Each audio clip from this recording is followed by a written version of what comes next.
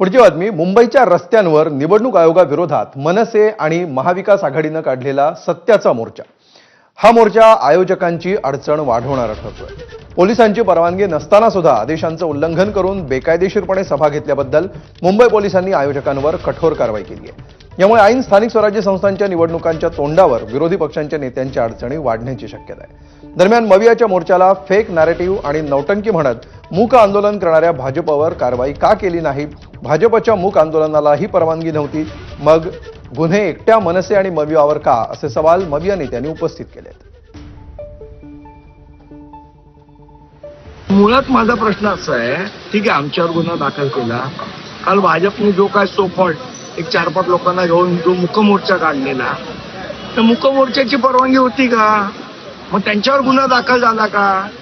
मग एकट्या मनसेवर आणि महाविकास आघाडीवर का गुन्हा दाखल झाला? कायदा हा सर्वांना समान असलं पाहिजे.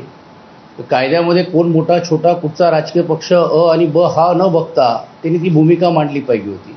मग आज आमचा प्रश्न असा आहे की हा मुक आंदोलन जे झालं त्याला कुठची परवानगी होती का नाही? पोलीस अधिकाऱ्यांनी आणि तिकडचे असलेल्या संबंधित वरिष्ठ स्तरावरती असलेल्या लोकांनी याची दखल घेतली आणि स्वतः मंत्री महोदय त्याच्या बसतायत. आणि असं असताना प्रशासनावरती अप्रत्यक्ष दबाव आहे. आता पोलिसांनी जे काय करायचं ते करू द्या, कोणी त्यांना घाबरत नाही. एक तर आपण गेल्या काही दिवसांमध्ये जर बघितलं तर पोलीस प्रशासनावर राजकीय दबाव असल्यामुळे पोलिसांकडनं सुद्धा चुकीच्या प्रकारचे निर्णय त्या ठिकाणी दिले जातात. जिथं कारवाई करायला पाहिजे तिथं कारवाई करत नाही, जिथं नको करायला पाहिजे तिथं करतात.